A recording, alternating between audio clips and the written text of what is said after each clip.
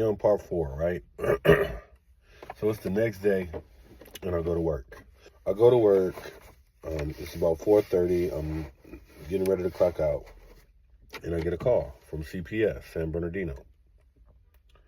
Lady says, "Hey, sir, I have some questions about your daughter's mother. We're investigating her, and I wanted to talk to you." So I'm like, "Cool, fine." Anyway, she asks her little questions, whatever.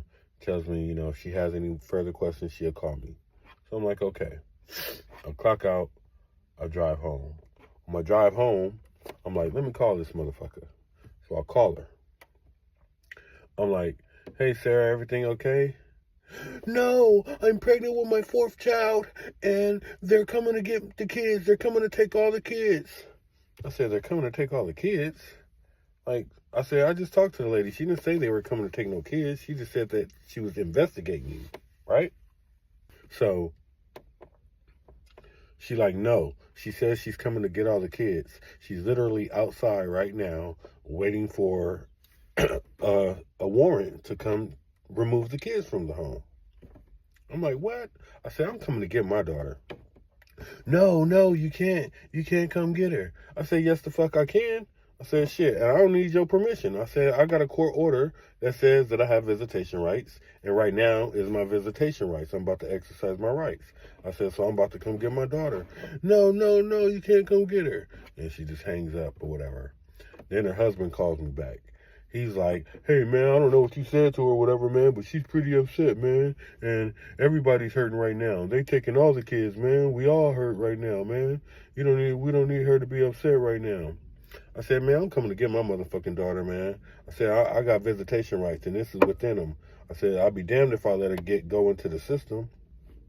"Oh, man, just give me a minute, man. Let me talk to her for a second." So I call her back. I'm like, "Yeah, man, I'm about to come." I said, "I'll come wait in the parking lot and wait for the lady to get there. And then when she gets there, I'll ask her if I could take my daughter." They like, "All right, yeah, you could do that." I'm like, whatever. So I'm about to head out. As soon as I get in the car and start driving off, I get a call. CPS lady again. "Sir, we've removed all the kids from the house." I said, "You removed all the kids?" She like, "Yeah." I said, "Where'd you take them?" She's like, "Well, currently they're in placement." I said, "Well, can I come get my daughter?" She's like, "Well, first we'll have to do an assessment on your home. And if you pass the assessment, then yeah, you could come get her." She's like, "Other than that, you would have to wait till a couple of days, till a court date. And the judge would probably most likely release her to you, being you're the biological father." I'm like, "All right, you know what? I'm going to just wait till the court date and go get her." So that's what we did. Waited for the court date. A couple of days later, went to court. Went through the whole little process. When I got to court, I saw my baby mama and her husband, and then some lady came out, talked about she was my attorney. So she was like, call me to the back to talk to me. Attorney in the back, we talking, and she basically telling me like, they were trying to, come down on you because they said that you wasn't seeing her enough and often, and basically it could have been prevented or whatever. I said, "Look, man," I said, "I live way in LA. I said, at a point, she didn't have a car, and at a point, I didn't have a car. And I said, when they did get a car, there was no communication. And I said, even now that we both got a car, it's even hard for them to come halfway. Like, they don't want to do it." She's like, "Yeah, I could see how that could happen or whatnot." She said, "Those poor babies are in horrible shape." She said, "Your daughter is actually fine, and the 1-year-old is actually fine." She said, "I think the 1-year-old is both of their daughter, right?" I said, "I believe so." And she's like, "The 4-year-old father, he's nowhere to be found." I said, "I believe he in Oklahoma." They like, "Yeah, they're trying to track him down now." She's like, "She's in horrible shape. Poor thing." She's like, "What they did to that baby is terrible." She's like, right now we're just going to go in, going to make sure that you're, the dad, and we're going to just go through the process." I'm like, okay. So for the next year, we was going to court. This whole past year, basically, I was going to court, you know what I mean? But it wasn't really for me. They wasn't tripping on me. They was tripping on that mama and that husband. And they said that that 4-year-old was so bad that she had to get a feeding tube. She wasn't eating. She wasn't talking. She wasn't walking. She had sores all over her body. I told the attorney, I said, I said, I bought my daughter a iPad. I said, she FaceTime me all the time. I said, her little 4-year-old sister always jumps in the camera and like, hi, daddy, you know, and all of that, you know, talking to my son and everything. I said, so she definitely could talk. It's like, no, not no more. So I'm like, what? Anyway, fast forward all the way to, you know, a couple of months ago, there, you know, the social worker, like, they're telling me, like, it's bad. They're like, it's not looking good for the mom or the boyfriend, the husband. I'm like, shit. So at this point, I got my daughter. She's been with me since February. So when I went to court, I had her, and she's been good. Enrolled her in school. You know, she's good. Not worried about my daughter. The other two babies, well, the one is in the hospital, and the other one was in placement. And remember, Sarah was pregnant with her 4th child. Well, she had the baby, and they took that baby from her. They say she was supposed to voluntarily surrender the baby, but she didn't, so they had to go get her. Now, this whole time we're going to court and all that, and I got my daughter, they still got me doing visitations. Now, on the mom part. So now I got to drive to San Bernardino every Saturday so the mom could get a visit. Now she's supposed to get 4-hour visits every Saturday, so I don't have to drive out there 2 times a week. Why this motherfucker, the very first visit, calls, well, it's a supervised visit.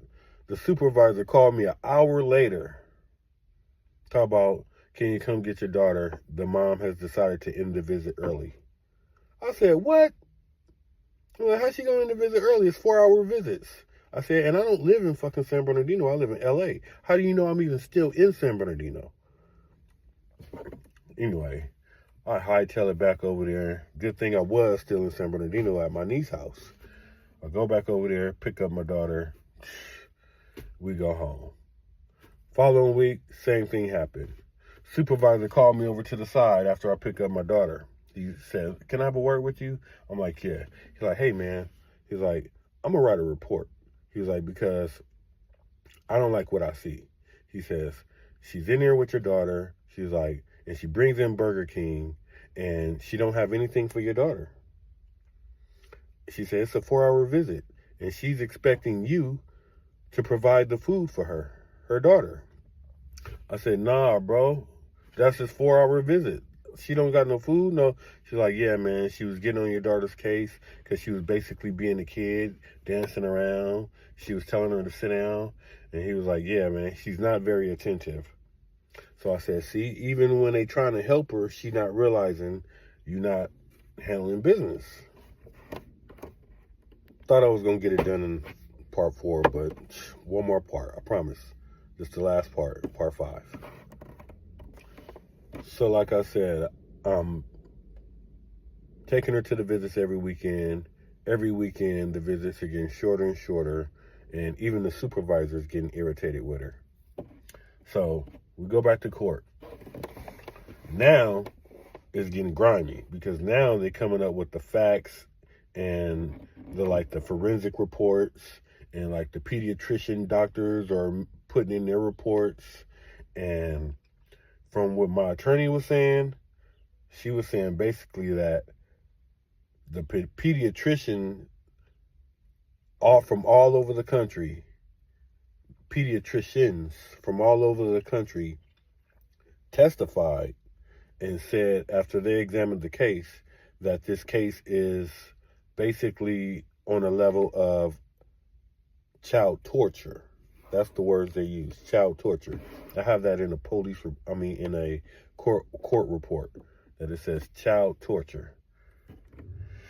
I'm like, whoa. So, basically, we finished going to court and they took it to trial, and to a point to where I didn't even have to go to court no more. It was just about them. And they took it to trial and they lost. They lost. Both the mom, my daughter's mom, and her husband. And they held him accountable because they said, basically, you're listening to her and y'all both adults living in the same house. So y'all making mutual decisions. So that's why he's caught up with that too. So after that, and they found her guilty of basically child abuse with great bodily injury is what they call it. And attempted murder. Because they said if that baby would have lasted a couple of more days, if she would have been there a couple of more days, she would have died. So they charged her, they found her guilty of child abuse with great bodily injury and attempted murder. Now, it's not over. Because now it's time for the criminal part. So now the county of San Bernardino is filing criminal charges against the baby mama and the husband for child abuse and great bodily injury. So I'm talking to my social worker. She's telling me, yeah, there might be one more court date because she's trying to get me and my daughter separated from that case and close our side. Since me and my daughter is all good, we ready to go about our life. So she's like, I'm trying to get you guys off the case so it'll just be them. She's like, the other kids are going to get adopted.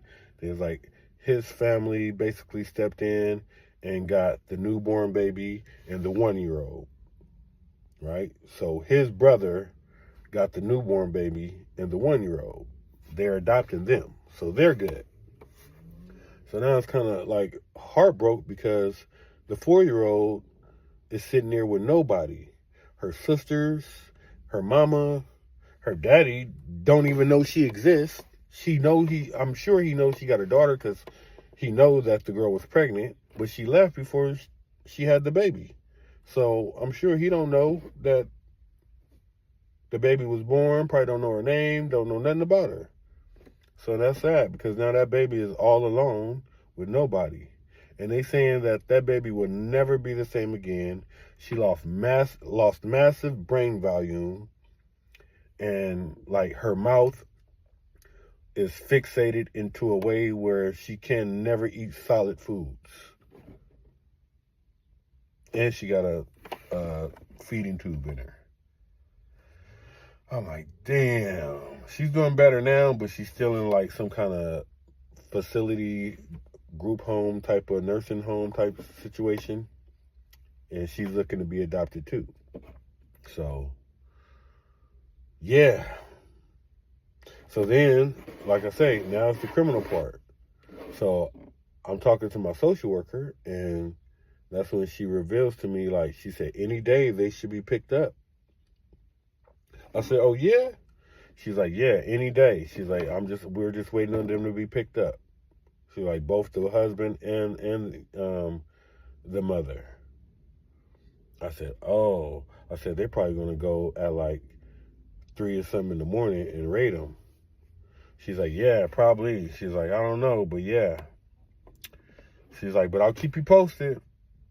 And like 2 or 3 days later, she called me back like, they got him. I was like, huh? She's like, yeah, they got him. They're locked up. They're in jail. She said both of them. And I went and I looked up baby mama information. And sure enough, 187. No, attempted 187. And I forgot what the other penal codes are. But child abuse with great bodily injury. I was like, damn. And then, just up to a couple of weeks ago, well, not even a couple of weeks ago, Yeah, like 2 weeks ago, I had to go back to court, and they finally closed it and dismissed me. They stripped her of all parental rights. Um, she has no rights as far as the kids, none of the kids. Um, she's not able to visit them or anything until she gets out of prison, if she ever get out. I mean, I figure even if she do 10 years, my daughter will be 18 by then, so she can make her own decisions. So, but yeah, no kind of visitation or nothing until she get out. And if she got life, she ain't getting out, right? So, and then yeah, so when I went to court, they was like, "Congratulations, sir." She was like, "You are in full control." They was like, "Now you have full custody, legal and physical." So that's the story of how my baby mama got life in prison, and now I got full custody of my daughter. So like I say, young niggas, don't fucking repeat. Don't be reckless dicking. Because that's what happened when you reckless dick. You get caught up with these whack ass bitches.